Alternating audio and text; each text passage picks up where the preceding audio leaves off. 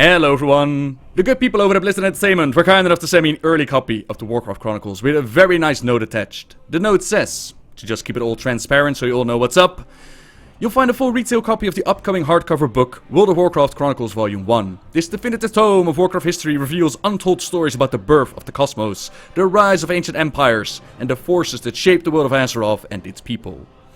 It features 25 full-page paintings by World of Warcraft artist Peter Lee, as well as a cosmology chart, half a dozen maps charting changes through time, and the other line illustrations by Joseph Lacroix. Chronicles Volume 1 will be available to the public on Tuesday, March 15th, 2016. As you're receiving a final retail copy of this book before its release, we encourage you to tease its contents in pictures, posts, headlines, what have you. And if you enjoy this book, you can let people know that these hardcover books will be available for purchase on the respective release dates at gear.blizzard.com. Or if you're from the Netherlands, bol.com, that's also where you can order one. I think they also deliver to Belgium. Now, I thought it would be a good idea to include that note, so that you know the idea why Blizzard sent out these early copies to the people. Now, I know that a lot of people have already talked about this book online, that a lot of information can already be found there, but I thought it would be fun to sit down and first talk about what the Chronicle is, and then we can go into the questions of the chat room. Now, I'm not going to cover each and every bit of the information that the book covers. It's simply way too much, and I will give you a spoiler warning once we actually dive into the information covered by the book. First though, let's talk about what it actually is, what the Chronicles actually are, because some of you might not know yet. The Warcraft Chronicles are volumes which are meant to bring the story that we know together into a few volumes. They reform and clean up some of the lore that needs fixing, as well as add completely new lore mainly concerning the origin of the Warcraft universe. I've read through it, the entire thing, and I can honestly say that they've done an absolutely fantastic job.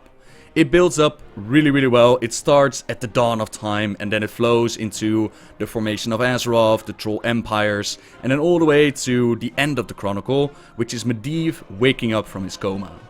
Those familiar with the lore, you know all the different stories that are set between those two time periods, the origin and Medivh's coma. There's a lot of events that happen in between, and I was really impressed with the way that they were able to summarize a big story into a few paragraphs. For example, the entire story of Dawn of the Aspects, that's covered in like 2 pages, which is, I was reading that and I was like, that's what I do for my videos, that's basically what I do, I summarize these stories, stop stealing my job, Blizzard. That was really cool. Now, of course, if you want all the details behind the novel, you'll still be interested in picking them up, you'll still want to know how things went down, but to get a global view of the stories that happened before, this one is really one you want to get. Like I said, I've seen stories from Dawn of the Aspects, but there's also stuff from Rise of the Horde, there's the First Guardian, the Origin of Azeroth, there's War of the Ancients, there's the formation of the Human Empire, the Troll Wars, the War of the Shifting Sands, there was even a Null War, which is now a thing. It contains a lot of information, not to mention the beautiful artwork and the maps that you can find inside. Now, there are 2 things, if you want to be critical about it, if you want to criticize it, there are 2 things that I could say. One is that they do enjoy using fancy words, which for me sometimes just stands out. It's not impossible to keep track of the storyline, but sometimes I'm just sitting there and I'm like, what are they talking about? What is exactly what they're trying to say? It reminded me a lot about the way that Neck writes his novels, like a lot of fancy words. For example, there was this line, right, about Azshara, which goes, Azshara's dogmatic beliefs regarding racial purity seeped into the Night Elf psyche, creating an atmosphere rife with xenophobia. Now, of course, if you're native, then that's no big deal, but for me I was like, those are some mighty fancy words you're using there, like, okay. But it's not impossible to follow. Now, the second thing that I would have loved to see added to this is a similar thing that they do on Wowpedia, as in a little number or reference where the information comes from, right? For example, the Dawn of the Aspects bit, I know that it comes from Dawn of the Aspects, but a lot of people might not know. So it would have been very handy if they like added a little number and then just at the back of the book you could look up like, oh, this part comes from this novel, so if I want more details, I can pick up that novel. That would have been something that I would love to see to the book, but those are like 2 minor things that you can be critical about. For the rest, like I said, I think they've done a really fantastic job. and I can highly recommend it for anyone that's interested in the lore. If you're starting out and you want to become familiar with it, a great place to start. If you already know the lore and you want to be kept up to date with the changes they made to it, definitely one that you want to pick up and read up to and see what's new. So yeah, ladies and gentlemen, that was my introduction, and then in the script I went into going into details like the origin of Azeroth and all the things that went around, dropping a massive bombshell into the spoiler territory, but I figured after 3 pages, like, yeah, you know, this is just too much information to cover. So ladies and gentlemen, I'm going to give you a spoiler warning right now. If you do not want to be spoiled for the upcoming expansion Legion, if you do not want to be spoiled for the upcoming Chronicles, like the information in there, now would be the time to turn off the video, because I am going to look at chat, and I'm going to answer a couple of questions chat room might have, and give some information from the book. So if you are leaving, if you don't want any spoilers, thank you very much for watching so far, and have a great day. So ladies and gentlemen, are there any questions from the chat room that you're like, okay, you've now given me a general introduction about these Chronicles, what would you like me to answer? Having read the Warcraft Chronicles, are you now going to update some of your old lore videos if the lore's changed? Yes. However, I am not sure yet how. For example, they have retconned a couple of things when it comes to the Guardian H-Win, but not enough to warrant, like, the story of H-Win version 2.0. Whereas for the Titans and the origin of Azeroth, that's definitely going to be a new video. So I'm not entirely sure yet how I'm going to do it, but I'm definitely going to go through it, yeah. Dragon's origin is really elemental, yep. In the Chronicles it is described that from the elementals that were not imprisoned by the Titans, that were not sent to the elemental plane, those elementals eventually evolved into the proto-dragons, or proto-drakes, and as we know, those protos were taken by not the Titans, the Titan Keepers, and transformed into the aspects. That's another thing that you can read in the Chronicles. A lot of the things that we previously gave to the Titans, as in the Titans shaped Azeroth, the Titans did this, the Titans did that, they did not actually do any of those things. They created the Titan Keepers and let them do all the work. There is that. Will this be on YouTube? If it's good enough, yeah. Thank you very much, Hyper Panda. Thank you, thank you, thank you. How many pages are in the Chronicles? This is just volume 1. Keep that in mind. There are going to be more volumes, like I said. This one ends as Medivh wakes up from his coma. And this one has 162 pages, including a full-on artwork and all that good stuff.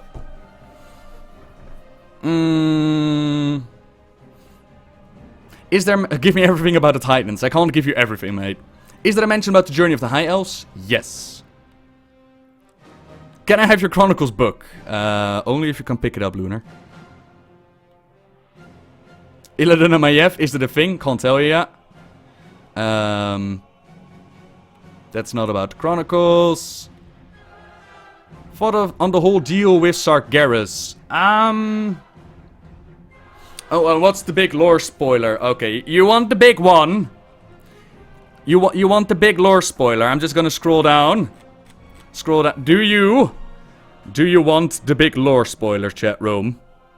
Do you want me to drop some massive bombs on you now? Just waiting for chat room to catch up. We have a yes. We have a yes. Yes, yes, yes, yes, yes, yes. Alright. Ladies and gentlemen. It is with pain in my heart, with regret in my voice, that I have to inform you that we have fallen. We must rebuild the final Titan. Do not forget. This was the warning that Raytheon gave us during Mr. Pandaria, but now we also know what it means. What happened in the origin story between the Pantheon and Sargeras? As we know, Sargeras became corrupted, and he figured out that the plans of the Titans, the plans of the Pantheon, was not the way to go. They wanted to bring order to the universe, and Sargeras no longer wanted this. He was confronted by Agramar, the other champion of the Pantheon, who tried to stop Sargeras, to which Sargeras was like, kapow! And he killed Agramar. And then he nearly killed the other titans of the Pantheon. But before he could, I'm gonna say Norganon, but I'm not entirely sure. I would have to check out the name. Or maybe Amon Fool, one of the titans cast a spell. And instead of completely murdering them, he encased their spirits and sent them away. So their physical bodies are gone, but their spirits were still out there. And he sent them drifting to Azeroth, to where they already did the work, to the Titan Keepers there. And they imbued their spirits within the Titan Keepers. Norganon, there we go. So that's what happened. That's the big bombshell when it comes to the Titans. So are the Titans completely gone? The rest of the book is a little bit vague about it. Like, it talks about Raden falling into despair. If you remember Raden from Mr. Pandaria, he was like, oh no, the Titans are dead, it's all coming to hell now. But at the same time you read that they have imbued the spirits within the Titan Keepers. So, yeah. She's a little bit vague. Yep.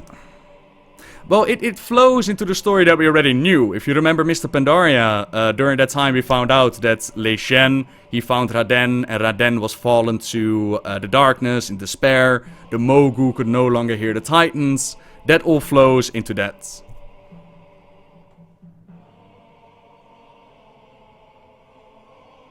Yep.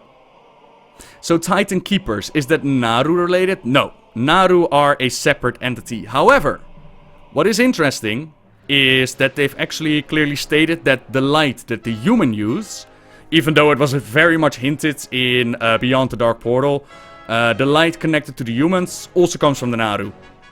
So it kind of supports the idea that Valen said that Elune is actually a Naru. Although then they go on to say that Elune is connected to the Well of Eternity. Oh, that's another one! That's another really nice one, but I don't know if I want to say it. I don't know if I want to say it about the Well of Eternity. If you ever wondered what the Well of Eternity actually is... say it! Say it! Alright.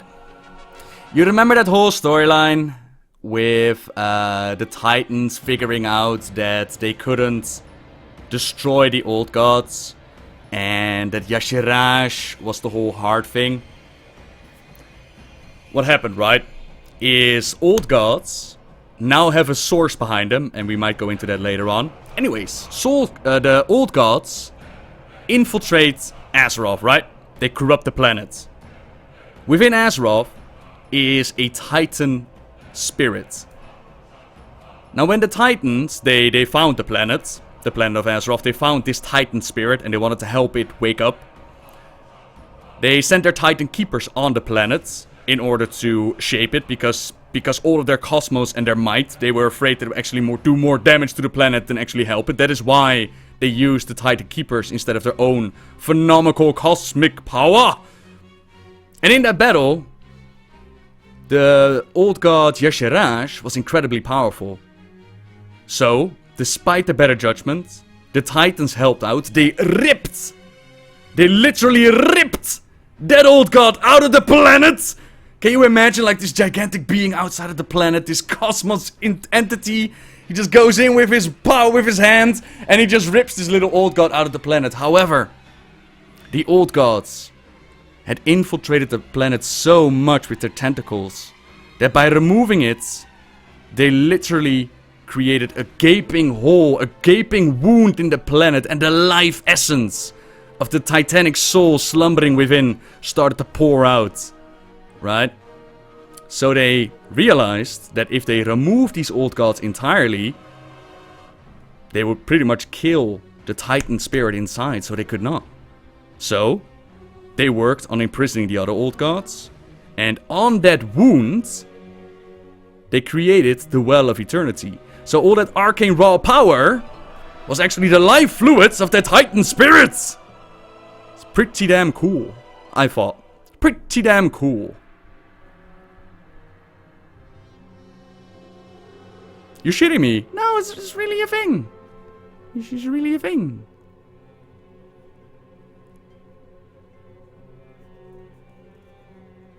I'm not kidding you. It's really a thing.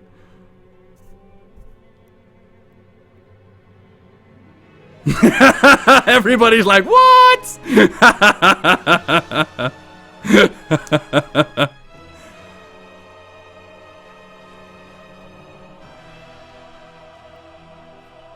The Titans didn't make the well, the wound is the well. That's what I just said. But instead of a gaping hole, they created like a well around it, so it was contained, you know? Then how do you explain the old god drawing the dragon soul into the Well of Eternity during the dungeon? That is a very good question, Gammon King. Basically, the old gods, right? You have to imagine the planets being infected with the old gods and their tentacles reaching deep, right? And they were imprisoned beneath the world. And some way, somehow, they managed to get near that wound and start manipulating shit. That's the cool part. Like, the question is, how much of the Titan spirit is already corrupted by the old gods? Can we still rebuild it? And they said that this Titan spirit was so powerful that it could even match or outpower Sargeras himself. So it's definitely an indication that this Titan spirit needs to come out of the world. But what does this mean for Azeroth itself, right? What if this egg opens up and this Titan comes out and like, roar, I am awakened. And then we're all like, oh my god, the planet! It is gone! And everybody's dead. Is that going to be our final sacrifice? Is that going to be the end of World of Warcraft? Just the planet opening up, so and then we're all dead. Then what is a loon? Unspecified still. Still unspecified. It could be that a loon is a Naru. It could be that a loon is some embodiment of the Titan spirit inside of Azeroth. It could be that she's something entirely different.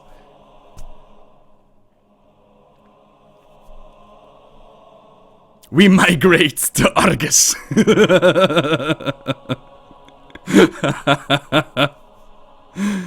Oh, damn. Hi, everybody. And then this book is just filled with little bits of that, right? Just filled with little tidbits that you're like... When I was reading this today, I was constantly sitting here, and I was like... Oh, that makes sense. Oh, okay. Constantly. The only thing, like a lot of people... what I saw as feedback on the internet is a lot of people were saying like, oh my god, they are retconning so much lore. And throughout the book I was like, where is that part? Where is that part where they're retconning lore? I can't find it, because they haven't retconned that much in my opinion. Sure, there are some additions, like previous lore stated that Sargeras was corrupted because of his own doubts, because he saw that the plan of the Titans was not the right one. That's still intact, only now what they did is they actually gave it a source. There is now a source behind the old gods, and there is a source working against the Titans, which is pretty damn epic. A new pillar in the lore. We now have Titans, Legion, and Titans, Legion, and Old Gods, but behind the Old Gods is another thing. That's kind of cool. The only thing that I found retconned is H-Win. That's the only thing that I found retconned. Oh, sorry. Did I make you curious? What is the source behind the old gods? Oh my. Are you curious now? What is this source behind the old gods? It's the Void Lords. It is the Void Lords. The Void Lords are behind the old gods.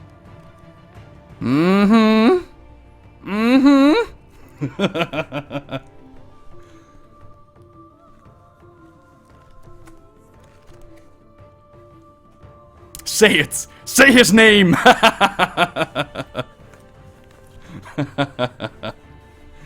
Yep, that's really.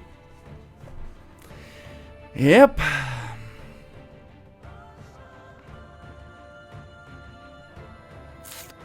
Jesus, chat room, you're going nuts. And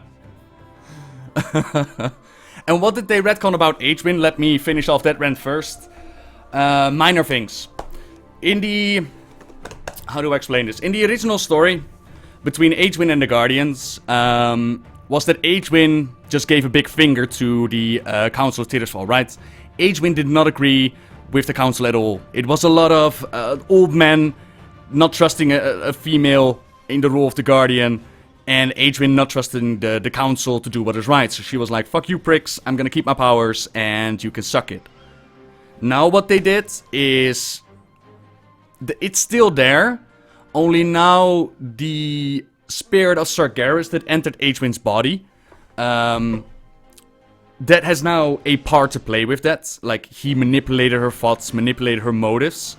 And the whole storyline with Nilas Aran has been completely changed. Instead of Adrian going to court and finding Nilas Aran to make a baby and transfer her powers to give another finger to the council, instead what they did was the council created the Tears Fallen? Or something like that, the new organization that you find in Legion. And they were charged with hunting down the Guardian. Nilas Aran was one of these Tears Fallen, or Tears whatever you want to call it. And he hunted her greatly, to such a point that they were evenly matched. And they started to try and find each other's weaknesses and all that. And of course, out of that blossomed love. And they fell in love with each other. And Adrian found out that Nilas Aran was actually also against the council. And Nilas Aran actually found out that Tirisgard, yeah. And Nilas Aran actually found out that Adrian was not so rebel, but that he understood her motives. So together they came up with a plan to make a new love baby. To give the powers. And of course they didn't know that Adrian was infiltrated by Sargeras. So they made a baby. Sargeras entered Medivh. And then Nilas Aran became a conjurer at Stormwind's court. That is the new storyline that they're going with. You sure you're not talking about Illidan Maiev? So they've added love, basically. Basically, what they changed in that storyline is... They gave a reason to Adrian being a bitch towards the council. In the form of a Sargeras corrupting her. Instead of the old guys being obnoxious and she having every reason to say, screw you guys. And they gave it a love story compared to Nilas Aran and Adrian, instead of Adrian using the guy to get a seed inside her belly and have Medivh. That's the major change that happened there.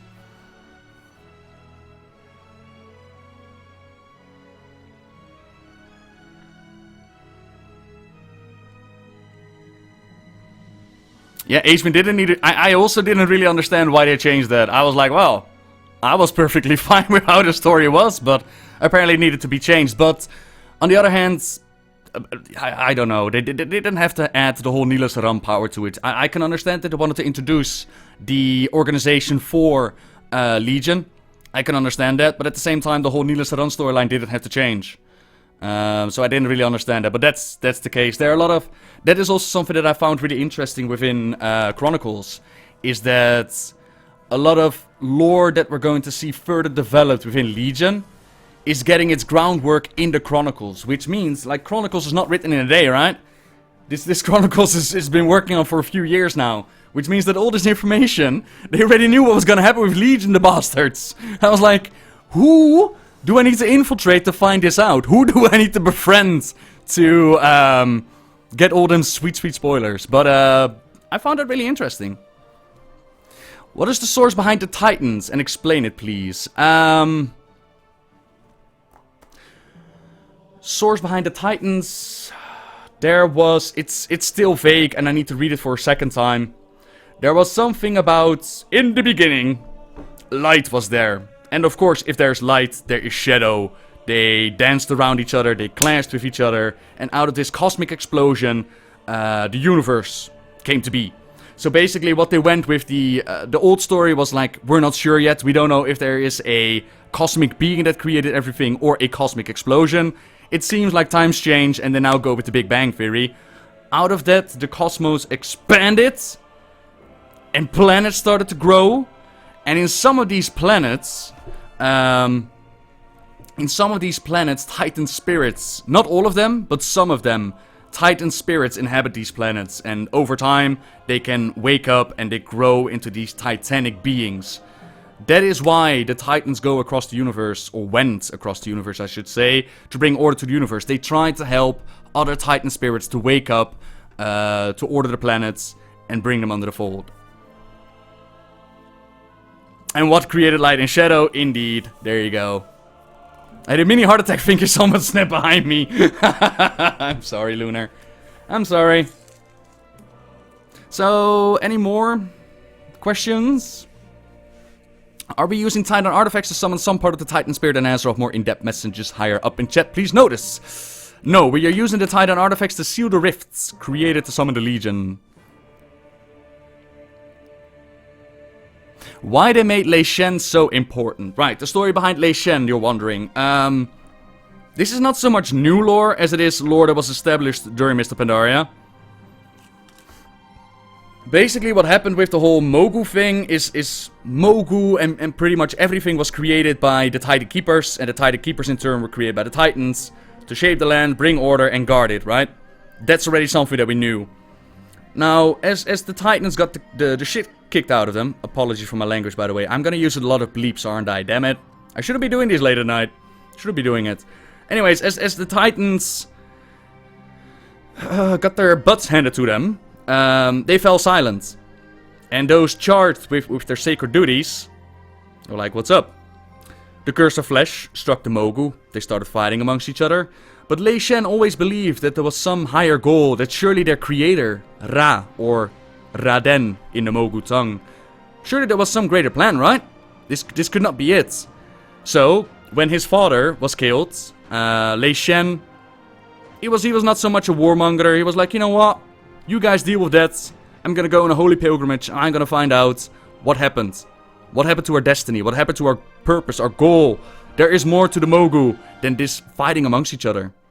So he went on the pilgrimage and eventually found Keeper Ra, or Raden. And Raden had fallen into despair when the Titan spirit entered his body, whereas some felt doubt and some felt, you know, a strange sense. Raden actually figured out what had happened to the Keepers. That is why Rephion had the message of, oh, we have fallen. That is because Raden had figured it out, and he stored his powers in a little machine, right? And he fell into despair, because his creators had fallen, and he didn't know what to do. So Lei Shen found Raden, confronted him, and Raden showed him the truth. He showed him what he had learned from the spirit that had entered his body. He showed him that the Titans had fallen, and instead of Raden, you know, instead of Lei Shen's spirit breaking, as Raden expected, that what happened to him, Lei Shen was like, alright, well, if they've fallen, you know, the dawn of mortals is upon us, right? The dawn of the Mogu is upon us! So, he betrayed Raden, stole his powers, stole the powers of the Titan itself, and he became Lei Shen the Thunder King. He united the Mogu clans. He created allegiance with the Zandalari. He took the Mian of Pandaria, built the Great Walls, built everything that we saw during Mr. Pandaria. And that's the story of Lei Shen, how he came to power. He even kicked the crap out of Sven, but that was nothing new. Like in-game, that's what I also love about this, is that they also take stories that you could only previously find in-game. Like if you read those little books that you could pick up, a lot of it is actually here presented for you, which is beautiful, man. So yeah, it's kind of cool.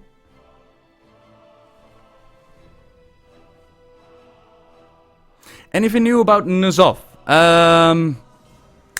Yes and no, Krender. Previously it was established, and I was reading this, and I was like, crap, I already have Xavier's Part 2 done, where I talk about the Emerald Dream, and I was like, oh man, do I need to go back, but whatever. Previously it's been established that N'Zoth was the one behind the nightmare, right? About the whole Xavier storyline and all that good stuff. Now it seems like... Oh, by the way, for those that didn't know, Fendrel Stackhelm is a doofus. Is a doofus and a D word that I'm not gonna say, but he's a D word. Because he keeps planting trees all over the world. Every time people tell him, don't plant a tree, he's like, shut up, dude, I'm gonna plant a tree. It's so stupid. It is so stupid. That Fendrel Stackhelm, honestly, that guy is so... Anyways, if you remember the World Tree in Northrend, that tree was planted there by Fendrel Stackhelm. And they planted it there because they wanted to get rid of the Serenite placed there by Yogg-Saron. They wanted to get rid of the corruption. What they didn't count on was the tree's root to dig into Yogg-Saron itself. It became corrupted. So like, you know, we're gonna chop it down and that will be the end of it. Wasn't the end of it. Through it, Yogg-Saron gained access into the Emerald Dream. And he planted the seeds, what would be known as the Emerald Nightmare. Now... Previously it was said, by Chris Metzen himself, that N'Zoth was the one Sorry, I'll stop clapping my hands. That N'Zoth was the one behind the Emerald Nightmare. But apparently Aksharan also played his part in that. Which I was kind of interested. It's kind of interesting. But honestly, like if you read the story, you see like the Fendral Steckham was told by the other druids not to plant the tree, but he did it anyways. He did it here, he did it here, he did it here. He was the one who created Teldrassil. And constantly the trees getting corrupted. And I was reading that and I was like, I actually made a note on my little notepad which said Stackhelm is a dick. And it's as simple as that. Simple as that.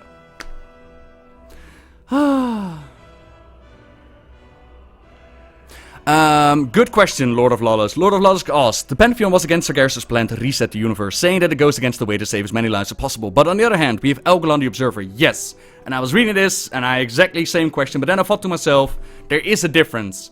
There is a difference between completely annihilating it and resetting it and giving new life a chance to bloom. And I know it's a minor difference, but it's a difference anyways. More info on the Kafun and Yagi versus N'Zoth war? Nope. No information on that. You get a tree, and you get a tree! Everybody gets a tree! Anything you want on Azora? Some minor tidbits. Some minor details as to how she built up allegiances, and all that good stuff. But nothing that I'm like, oh, this is a shocking revelations compared to what we knew. No. Refion also talked about seeing millions of stars and one brighter than all. He was talking about Titan spirits in the planets. Hey. He was also talking about the Titans' memory specifically. He was talking about what the Titans have seen in their time as they traveled across the cosmos. Which is really, really, really cool. Is there a fifth old god? And yes, what is his name? I don't know, Davos. And I'm wondering if that's still the case. There is a map where they map out the old gods on Azeroth, and I counted them, and I counted only 4. Now, the number of old gods has been changed in the past. It's been known as the 3, as the 5, as the 4. I'm not entirely sure if there's still a 5th old god.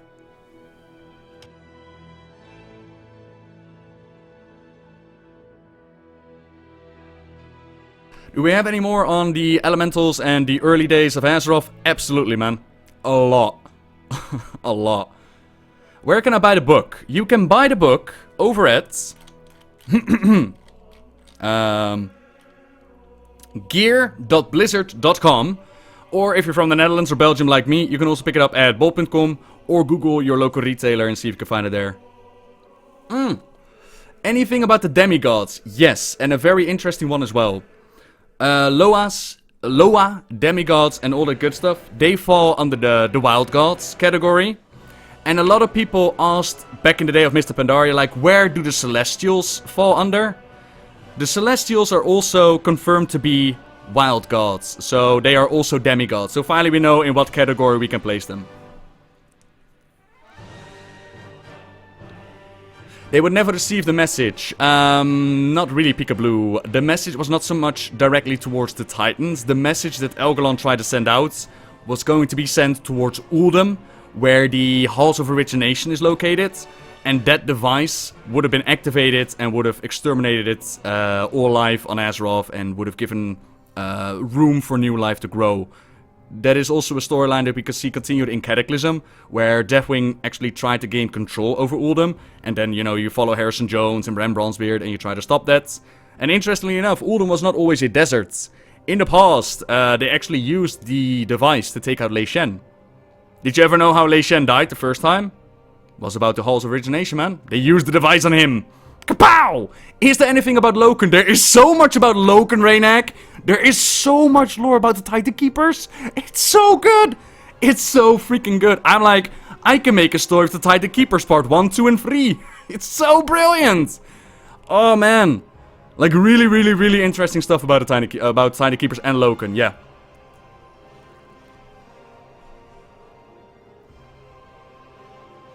The map of the old gods shows 3 confirmed old gods and 4 speculated old gods. Shows Kafun, N'Zoth, Sargeras, and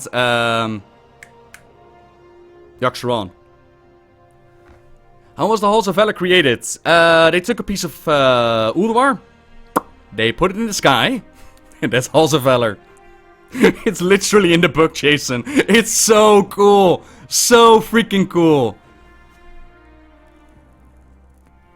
Dragon Infertility, retcons.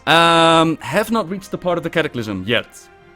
So this book goes from the dawn of Age of from the dawn of time all the way to Medivh waking up from his coma. You are lore-gasming so hard. I am, Zatal. It is so freaking good, man. Does that go for every Titan Keeper? I tried to figure out Mighty Goat Cow if they specified which Keeper got what spirits. I could not find it. Now, keep in mind that I've only read it once, so I don't know the book by heart. I'm definitely gonna read it like 5 more times to absorb all of it. But I couldn't find a specific one. Is a Void Lord called Amon? I think I need to play StarCraft soon. Because I've been hearing so many people saying like, oh yeah, this is StarCraft lore. And I'm like, huh. I still need to see that. So I guess we're gonna do that someday this week.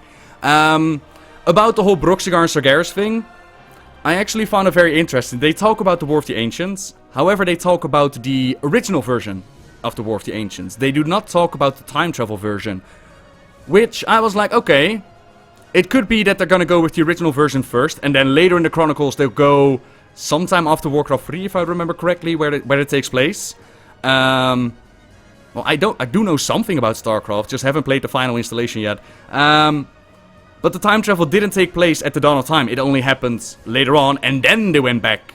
So, was kind of curious if the War of the Ancients is still canon, like the changes, or if they go back to the original version. I'm not entirely sure. Any information about Elegan? Elegan falls under... They given a name to his race. And basically what they were charged with was keeping an eye on the planets. And if things seemed to be corrupted, they were supposed to send a message. I think he falls under that category, but no specific details. No. Anything new about the Elven Empire before the war? Yep. A higher up Void Lord, a leader. They just gave it a source. They didn't give any specific names.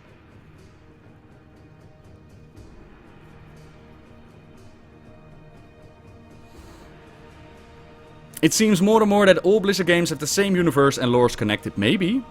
Maybe. Or they're just not that original and stories crisscross across the border. Can you summarize what was written about the Trolls or the Troll Wars? Pretty much, Ice, it's what we know. A massive empire ruled by the Zandalari, different troll tribes split off. The Dark Trolls found a Well of Eternity, they evolved into the Night Elves. Gurubashi and the Yamani empires. Quel'Thelus Foundation has been detailed. The war, not Shifting Sands, but the war against the Akir has been detailed. The one thing that did stood out for me is that in the previous lore we were told that the Zandalari were perfectly fine with the tribes splitting off from each other. Here it said that they weren't so happy about it and that they were like, oh, we're gonna move away now. So yeah.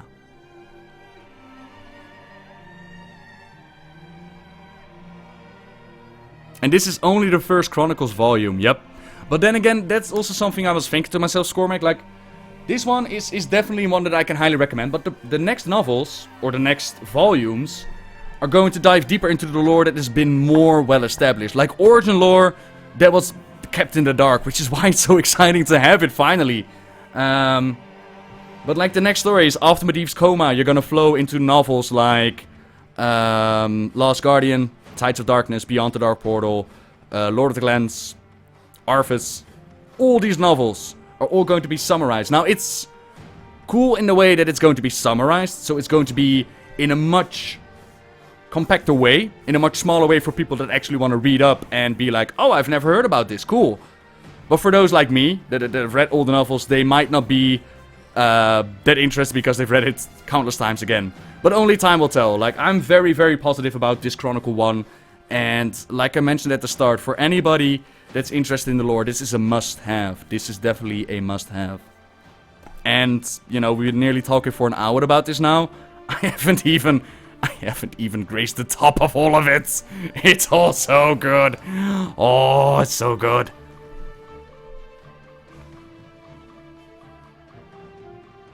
How is the book structured? Is it like Medivh telling a narrative or more like a general overview? It's more a general overview, as in the beginning, there was a cosmos, and light and darkness played with each other, and bam, a big explosion.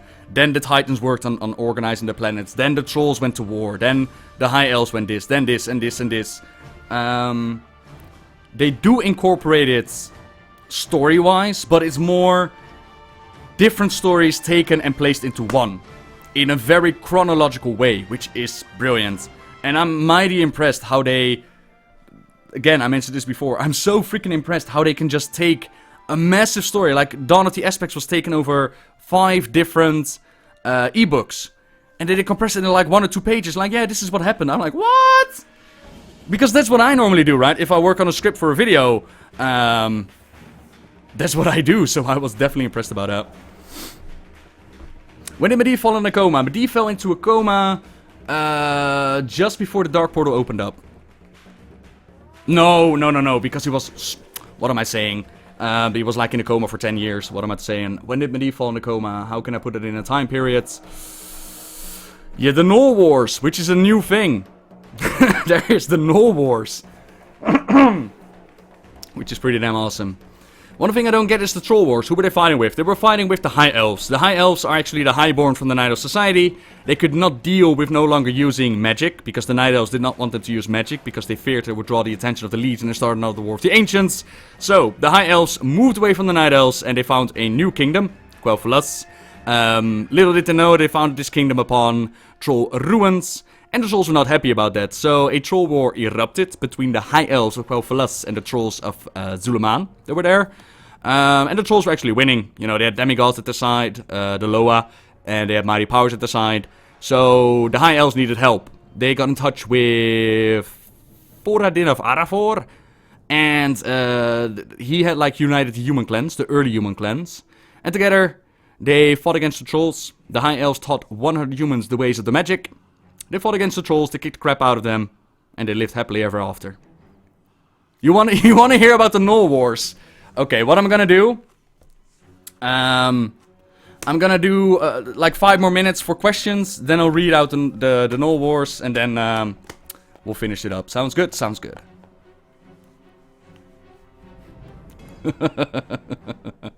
Is there a huge timeline at the end of the book? No. What they do is, at the start of a chapter, they tell you, like right now, it's chronologically done. Once they talk about time periods, for example, the Pandaren Revolution, and then it says 12,000 years before the Dark Portal. So they take the Dark Portal, the first invasion of the Horde on Azeroth, they take that as a staging point to put a time period to it. If you're looking for a timeline, just pick up the Ultimate Visual Guide, and you can see the timeline. They've made one officially there. It's also on Bowpedia. How much will it cost? I think it's like 40 euros on bol.com, but I'm not entirely sure. Like I said, gear.blizzard.com is supposed to sell it. Was mana mentioned? No. And I actually said during the last Q&A that mana was not an official part of the lore. And then someone tweeted at me, and they were like, Nabo, you are wrong. Because Millhouse Manastorm, in the Alcatraz, says that he needs to sit down and refill his mana. So mana is definitely part of the lore. And I was like, ships. Yep, you're right. You are right. Are we going to talk about Decay and Spirit? What do you want to talk about, mate? Because, oh man, I want to go into it, but I also want to keep certain information just locked away in this beautiful thing, because I want people to pick up the book. If you're interested in Death and Decay, Life and Spirit, if you're interested in the whole Helia Odin storyline, which we haven't really dived into, let me tell you, if I say that Fandral Stackhelm is a dick, Odin is a bigger dick. Let me just say it like that. Holy snap. He is such an a-hole. Like, really, really an a-hole. Any new stories about race origins? Yeah. Anything new about the Naga? No. No. It just says that, you know, Azora and her people got in touch with the old gods, returned to the Naga, and they build up their empire beneath the sea. The Origin of Cenarius. I'll have to reread it again, because I wasn't sure if I was reading it right, but it almost seemed like Titan Keeper Freya. She went around and she made things like Unguro, and she made things like Sholazar Basin. And if I read it right, it almost seemed as if from her work, the wild gods came to be. And she really liked the wild gods. So it almost seems like the demigods of Azeroth originate from Freya. But I'll have to read it again, mate, because I'm not entirely sure. What is the new information about the lore that amazed you the most? Origin lore, mate. A clear understanding what the Titans were doing, how the universe came to be, why they went to Azeroth, what's inside Azeroth, what happened to Sargeras, the source behind the old gods, all that stuff is just amazing. The wild gods popped up naturally, but in places that Freya made. That could also be a thing. That could also definitely be a thing. What about Loa? Loa fall under the same category as wild gods, yeah. Explain Odin.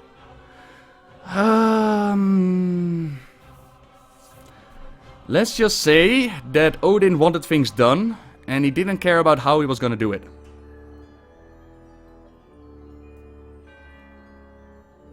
How many pages does the book have? The book has, I think, 162. Anything about the Twisted Nether? Yeah, it describes the Twisted Nether. You know, not much new that we didn't know about. They did give a reason, and a lot of people have asked me this before, like, Sargeras, why doesn't he come to Azeroth and just annihilate us? They actually give a reason to it now. He's just simply too far away. And of course, this was speculated before. This was suggested before, but now we actually know. It clearly states Sargeras found Azeroth, he knew what was inside of it, he wanted it desperately, but to get there would take ages. So that is why they need the portal, that is why they need to be summoned. So, hi Shoni, they need to be summoned.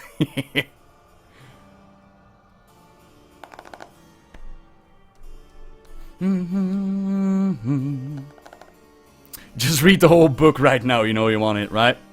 Right, what I'm gonna read though is the Null Wars. There is something called the Null Wars, it's amazing. Hang on. Nope, not the Exodus of the Gnomes. Not the Rise of the Arafor. Not the Troll Wars Part 1 or Part 2. Not the expansion of Arafor, or the First Guardian, or the Council of Tater's Fall, or Ida Forge and the Awakening of the Dwarves. All that good stuff we're gonna skip. All that good stuff we're gonna skip. You'll have to buy it to read it. I'm sorry. By the way. This one, if you remember Maraudon, by the way. If you remember the princess that's inside Maraudon, listen to this line. Listen to this line, I was so amazed.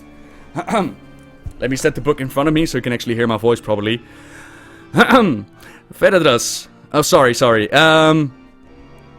Much like his father, Zeta walked the physical world in the form of a majestic half-stag. Supple vines and verdant leaves circled his limbs and great antlers. Wherever his hooves touched the soil, dozens of saplings would sprout. In time, they would bloom into lush forest groves. Zeta's investigation led him into a damp cavern beneath Desolus, where he discovered Teradras.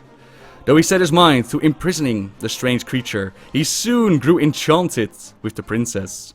The stone and life energies that radiated from Feradras enticed Zeta, and he became enthralled by her beauty. When I was reading it, I was like, well, we all have our taste, I suppose. I suppose in the right light, Feradras could definitely be considered beautiful. I just giggled at that line, I thought that was pretty damn funny.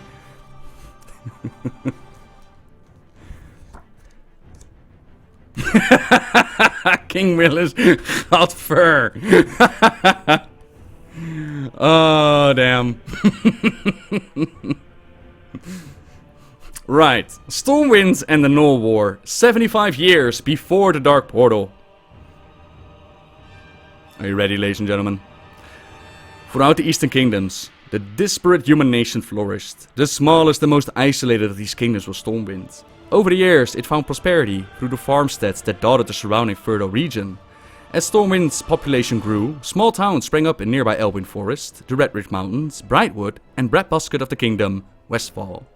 Although the land was relatively peaceful, threats soon emerged. Packs of ferocious but simple-minded gnolls saw their human neighbors as easy prey. These brutish creatures launched raiding parties against Stormwind's convoys, farmsteads, and even small towns. In response, Stormwind sent its valiant knights and other soldiers to diligently patrol the land. Stormwind City became a sanctuary for the beleaguered refugees driven from their homes. The fortified heart of the kingdom offered not just safety, but spiritual guidance. Over the decade... So, excuse me, that was Teenage Noble trying to make an appearance. Over the decades, devout clerics from the Immersion Church of the Holy Light had ventured south from Lordaeron to spread their faith.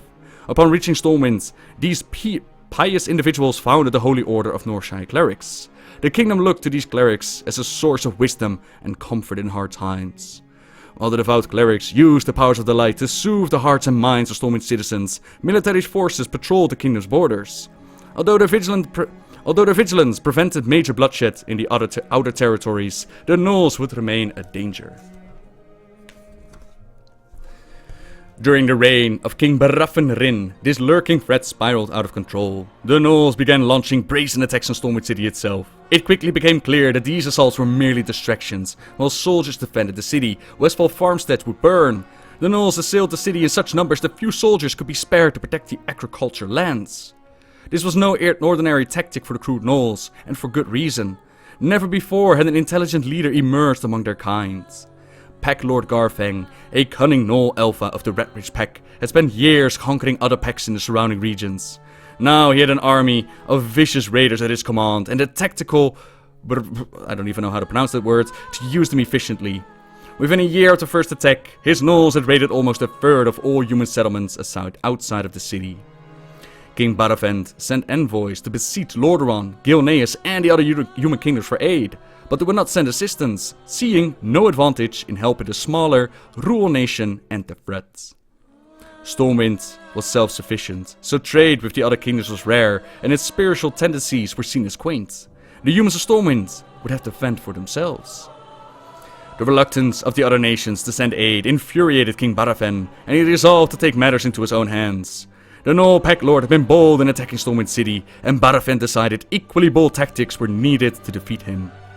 The king and a small elite party of armored knights left the city under cover of darkness, and they waited for the next Gnoll assault to hit the city walls. When the raiding parties attacked, the king and his forces made their move, riding hard away from Stormwind City and towards Red Ridge Mountains. Barafen's gambit paid off. The Pack Lord had held nothing back for this raid, but he had not accompanied his warriors himself. Like most gnolls, Garfang loved to let others do the hard work for him. But with all his armies away, the Pack Lord's camp in Red Ridge was left exposed and undefended. Barafen's party battled Garfang and his personal guard for a full day and night. In the end, it was King Barafen himself who sank a blade into the Pack Lord's neck. Half of his knights had died, and the survivors had all been wounded, but Barafen had finally ended Garfang's reign. When the Gnoll forces learned that their leader was dead, they turned on each other. Several would-be Pack Lords battled to take Garfang's place, yet none had his cunning or guile, and the Gnolls thinned their own numbers, leaving them unable to push deep into human lands anymore. King Barafen took advantage of this infighting. He rallied his soldiers and launched his forces into the Red Ridge Mountains. There they decimated what remained of the Gnolls. Although pockets of the hostile creatures would continue dwelling in the region, they would never again threaten Stormwind as they once had. King Barafen Rin, known thereafter as the Adamant, was celebrated as a hero, and the kingdom of Stormwind entered a time of great prosperity. The victory had given Stormwind's people confidence that they could handle any threat that might arise, even if they had to face it without the aid of the other human nations. In the years that followed, Stormwind would become even more distant from the northern kingdoms. Yet unbeknownst to the greater world, events would soon take place in Stormwind that would change the fate of Azeroth forever. Gnoll Wars, everybody. Bet you didn't know about that. Bet you didn't know about that. And I believe that was the father of Varian's father, so that would be Varian's great father. Barafen Rin. Yep, and everything changed when the Gnoll army attacked. Yep, remember the Gnoll Wars.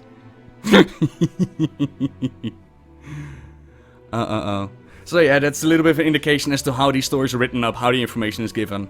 It's really, really cool.